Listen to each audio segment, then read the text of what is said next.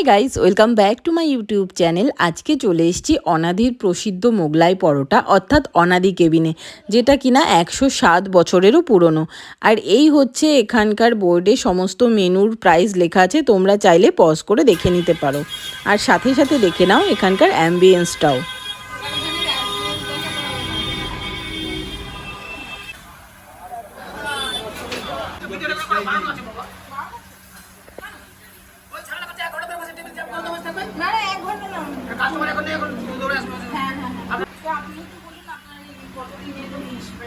আচ্ছা 3 নম্বরে দুটো ফিশ ফ্রাই দেবে 3 নম্বর আমাদের এটা 107 চলছে 107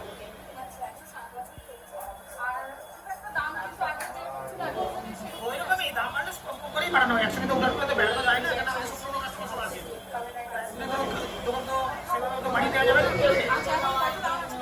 এখন বলে ওই সিঙ্গেল হাঁসের ডিম দেওয়া হয় 90 টাকা আর ডবল দেশি মুরগি ডিম দেওয়া হয় 100 টাকা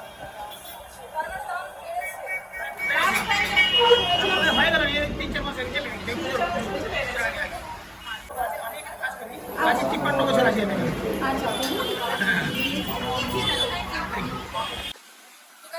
যেটা তোমরা যারা আসবে তারা আশা করি দেখতে পাবে, বা যারা এসছো তারা হয়তো দেখেছো ওদের কিচেন কিন্তু একদম ওপেন, মানে কিভাবে খাবার তৈরি হচ্ছে সেটা কিন্তু তোমরা দেখতে পাবে। তো গাইস, তোমরা যেমনটা দেখতে পাচ্ছ এইভাবেই কিন্তু অনাদি কেবিনে মোগলাইগুলো তৈরি হয়। তোমাদেরকে আমি একটু দেখিয়ে দিচ্ছি। আর হাইজিনের কথা ভাবলে কিন্তু তোমাদের এই অনাদি কেবিনে মোগলাই খেতে আসলে চলবে না।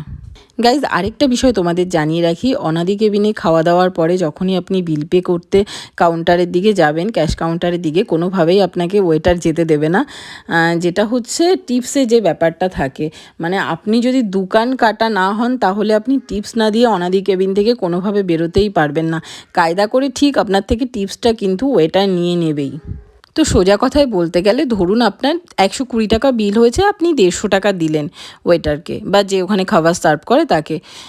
যখন আপনাকে 30 টাকাটা রিটার্ন করবে তখন নয় নিচে পড়ে যাবে কোনোভাবে, আপনি মনে হবে যে নিচু হয়ে আবার টাকাটা তুলবো, না হলে যখন তুলতে যাবেন বা যখন প্লেটটা থেকে নিতে যাবেন টাকাটা চেপে ধরা হবে। মানে ঠিক ছকবাজি করে কোনো না কোনোভাবে কিন্তু আপনার থেকে টিপসটা ওরা আদায় করে ছাড়বেই।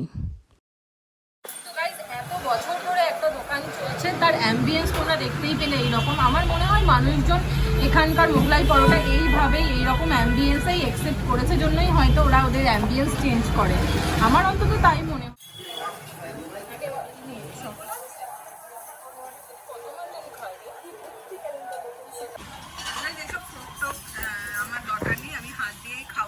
আমরা হাঁসের ডিমের মোগলাই ট্রাই করেছি, মানে অর্ডার করেছিলাম। আর এই যে হচ্ছে ব্যাপারটা, এটা কিন্তু আমরা সিঙ্গেল এগের অর্ডার করেছিলাম। আর ভিতরে যেমনটা দেখতে পাচ্ছি কাঁচা লঙ্কা, পেঁয়াজ, ডিম সমস্ত কিছুই আছে। এই যে দেখো, কাঁচা লঙ্কা, পেঁয়াজ, ডিম যেরকমটা নর্মালি মোগলাইটা থাকে। তো এবার প্রথমে না আমি শুধু মোগলাইটা ট্রাই করতে চাই, দেন আমি মাটন দিয়ে ট্রাই করব।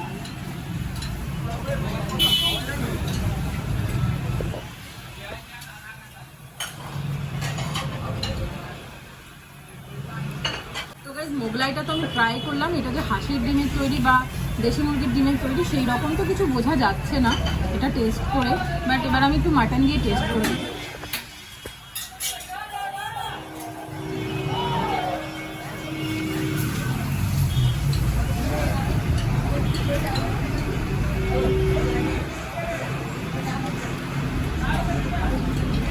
মাটনটা কিন্তু মারাত্মক ঝাল। মাটনের যে গ্রেভিটা আমি মোগলাইয়ের সঙ্গে ট্রাই করলাম, প্রচণ্ড ঝাল।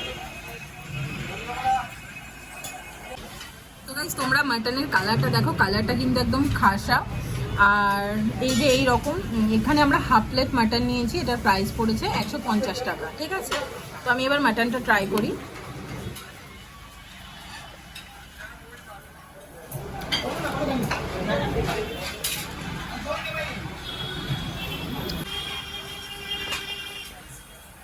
মটনটা কিন্তু সফট, বাট ঝালটা এত বেশি, মানে জিভে দিলেই না শুধু ঝালের টেস্টই আমি পাচ্ছি সেই রকম আর কি। কিন্তু মাটনটা কিন্তু সফট ভীষণ, এরকম সফট মাটন কিন্তু অনেক সময় পাওয়া যায় না, বাট এখানকার মাটনটা কিন্তু বেশ সফট।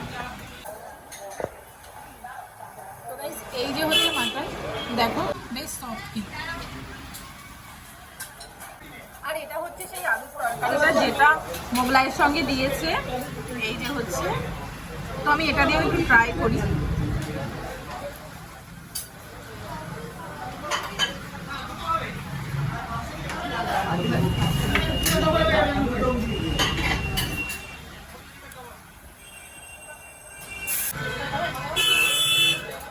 আলুর তরকারিটা দিয়ে না অতটা বেশি ভালো লাগছে না যতটা মাটনটা দিয়ে ভালো লাগছে।